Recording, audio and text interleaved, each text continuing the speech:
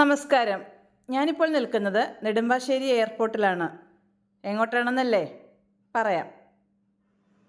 യാത്ര നേപ്പാളിലേക്കാണ് കേട്ടോ. ഒരുപാട് നാളായുള്ള ഒരു ആഗ്രഹമായിരുന്നു നേപ്പാളിൽ പോവുക എന്നത്. അതിന് ഒരവസരം കിട്ടിയത് ഇപ്പോഴാണ്. മോക്ഷയോടൊപ്പമായിരുന്നു ഈ യാത്ര. രാവിലെ 7:15 ഞാൻ എയർപോർട്ടിലെത്തി. കുറച്ച് കഴിഞ്ഞപ്പോഴേക്കും മോക്ഷയുടെ ഗൈഡായ ശ്യാം അവിടെ എത്തി ടിക്കറ്റ് തന്നു. ആദ്യമായാണ് പരിചയക്കാർ ആരും കൂടെ ഇല്ലാതെയുള്ള ഒരു യാത്ര. ശ്യാം ഉൾപ്പെടെ 28 പേരടങ്ങുന്ന സംഘമാണ് യാത്രയിലുള്ളത്. കൊച്ചിയിൽ നിന്നും രാവിലെ 9:30 പുറപ്പെട്ട് 10:45 ബാംഗ്ലൂരിൽ വിമാനമിറങ്ങി. ഇനി അടുത്ത ഫ്ലൈറ്റ് ഗോരഖ്പൂറിന് ഉച്ചയ്ക്ക് 1:35 ചെക്ക് ഇൻ ചെയ്ത ശേഷം ഞങ്ങളെല്ലാവരും ഭക്ഷണം കഴിക്കാനായി പോയി. ഞാൻ എൻ്റെ കയ്യിലുണ്ടായിരുന്ന ഡെബിറ്റ് കാർഡുകളും ക്രെഡിറ്റ് കാർഡുകളും എല്ലാം എടുത്തവരെ കാണിച്ചു.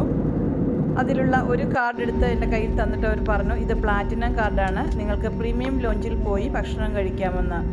അങ്ങനെ ലോഞ്ചിലെത്തി വെറും 2 രൂപ മാത്രം അടച്ച് വയറ് നിറയെ നന്നായി ഭക്ഷണം കഴിച്ചു. കുറച്ചു നേരത്തെ കൂടിയുള്ള കാത്തിരിപ്പിന് ശേഷം ഞങ്ങൾ ഗോരഖ്പൂറിലേക്ക് യാത്ര തിരിച്ചു. അവിടെ എത്തിയ ശേഷവും പുറത്തിറങ്ങാനാവാതെ ഏകദേശം 1 മണിക്കൂറോളം ഞങ്ങൾക്ക് വിമാനത്തിനുള്ളിൽ തന്നെ ഇരിക്കേണ്ടി വന്നു. മിലിറ്ററിയുടെ അണ്ടറിലുള്ളതാണ് ഇവിടുത്തെ എയർപോർട്ട്. ഫ്ലൈറ്റ് ലാൻഡ് ചെയ്തെങ്കിലും കറക്റ്റായി പാർക്ക് ചെയ്യുവാനോ ആൾക്കാരെ ഇറക്കുവാനോ ഉള്ള സൗകര്യമില്ലാത്തതിനാലാണ് ഞങ്ങൾക്ക് കാത്തിരിക്കേണ്ടി വന്നത്. അതിനുശേഷം പുറത്തിറങ്ങി ലഗേജൊക്കെ കളക്ട് ചെയ്ത് ലുംബിനി എയർപോർട്ടിന് വെളിയിലായി വന്നു. അവിടെ റോഡിൽ കുറച്ച് മുൻപിലായി ഞങ്ങൾക്ക് ലുംബിനിയിലേക്ക് പോകാനുള്ള ബസ് വന്നിട്ടുണ്ടായിരുന്നു. ഇനി നേപ്പാൾ ബോർഡർ വരെ ഈ ബസ്സിലാണ് നമ്മുടെ യാത്ര.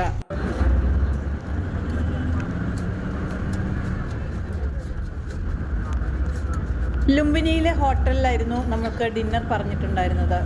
പക്ഷേ യാത്രയിൽ എല്ലാവരും നന്നായി ക്ഷീണിച്ചിരുന്നതിനാൽ 9 മണിയോടെ വഴിയിലൊരിടത്ത് നിന്ന് നമ്മൾ ഭക്ഷണം കഴിച്ചു. വെജിറ്റേറിയൻ ഭക്ഷണമായിരുന്നു അവിടെ ഉണ്ടായിരുന്നത്.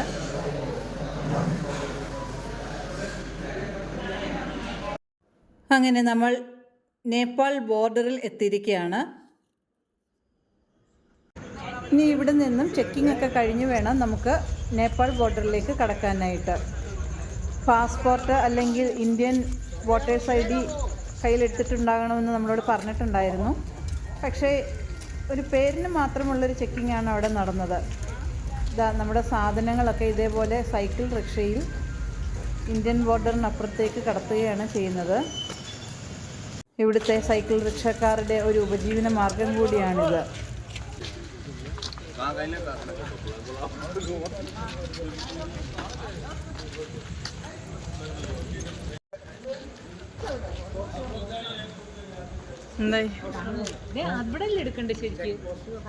ബോർഡറിൽ എല്ലാവരും ഫോട്ടോ ഒക്കെ എടുക്കുന്ന തിരക്കിലാണുള്ളത്.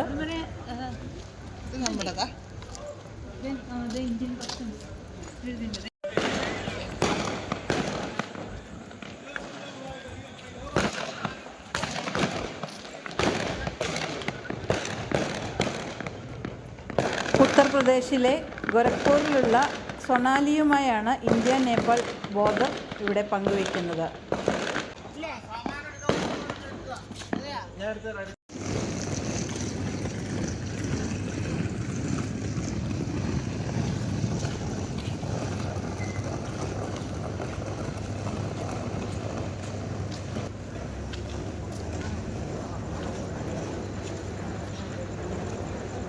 ഈ ബാഗുള്ളൂ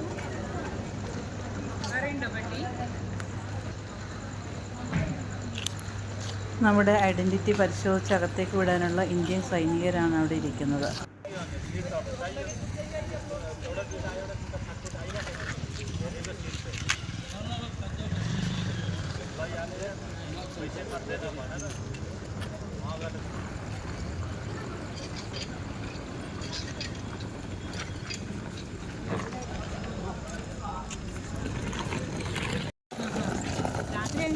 രാത്രി ആയതുകൊണ്ടാണ് വിടാത്തത്. നമ്മുടെ ലഗേജുകൾ കൊണ്ടുവന്ന സൈക്കിൾ റിക്ഷ രാത്രി ആയതിനാലാണ് ഇപ്പുറത്തേക്ക് വിടാത്തതെന്ന്. പകലായിരുന്നെങ്കിൽ അതിൽ തന്നെ ലഗേജുകളെല്ലാം ഇപ്പുറം എത്തിച്ചു തരുമായിരുന്നു. അവിടെ നിന്ന് നമ്മൾ അടുത്ത ബസ്സിൽ കയറി നേരെ ലുംബിനിയിലുള്ള ഹോട്ടലിലേക്ക് പോവുകയാണ്. 5 എലമെൻറ്റ്സ് എന്ന ഈ ഹോട്ടലിലാണ് ലുംബിനിയിൽ നമ്മൾ താമസിച്ചത്. എല്ലാ ദിവസവും രാവിലെ നേരത്തെ എണീക്കുന്നതിനാൽ കിടന്നത് വൈകിയാണെങ്കിലും നേരത്തെ തന്നെ ഉണർന്നു. അതിനുശേഷം കുളിയൊക്കെ കഴിഞ്ഞ് റെഡിയായി ബ്രേക്ക്ഫാസ്റ്റ് കഴിക്കാനായി താഴെ വന്നപ്പോൾ കുറച്ച് പേര് കഴിച്ചുകൊണ്ടിരിക്കുന്നുണ്ടായിരുന്നു. ബ്രേക്ക്ഫാസ്റ്റ് കഴിച്ച ശേഷം ഹോട്ടലിന് പുറത്തേക്ക് ഇറങ്ങി ആ സ്ഥലമൊക്കെ ഒന്ന് കണ്ടു.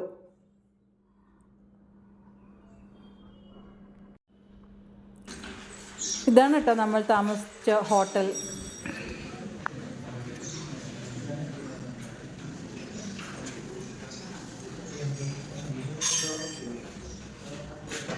ഹോട്ടലിനുള്ളിലേക്ക് കയറുമ്പോൾ ഇടതുവശത്തായി തന്നെ ഒരു ഷോപ്പ് ഉണ്ടായിരുന്നു.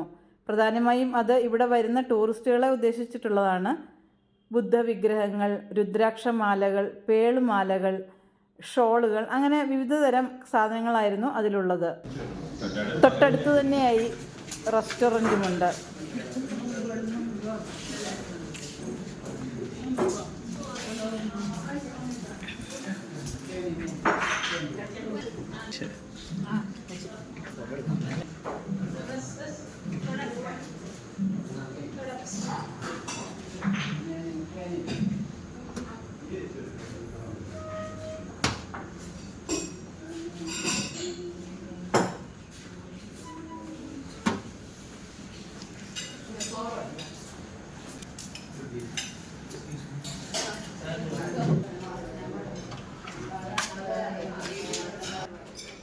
ഇനി മുകളിലുള്ള റൂമിലേക്ക് പോകാം.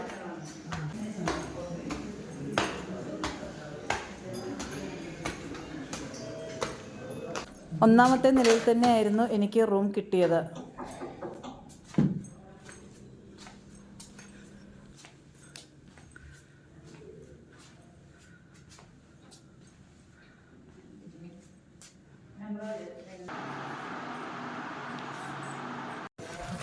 ഒൻപത് മണിയോടെ റൂം വെക്കേറ്റ് ചെയ്ത് നമ്മൾ ഇവിടുന്ന് ഇറങ്ങുകയാണ്. ലുംബിനി എന്ന് പറഞ്ഞാൽ തന്നെ നമുക്കറിയാം ബുദ്ധൻ്റെ ജന്മനാടാണല്ലോ.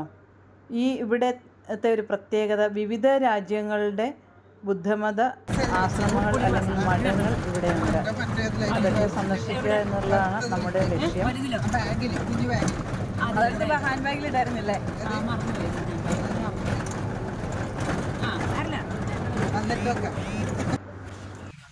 പ്രധാനമായും 6 രാജ്യങ്ങളുടെ ബുദ്ധമത കേന്ദ്രങ്ങളിലേക്കാണ് നമ്മളുടെ യാത്ര. ആദ്യം പോയത് ബർമൻ ബുദ്ധമത കേന്ദ്രത്തിലേക്കായിരുന്നു. അതിനുശേഷം കംബോഡിയൻ ബുദ്ധമത ആശ്രമം, അടുത്തതായി തായ്ലൻഡ് ബുദ്ധമത ആശ്രമം,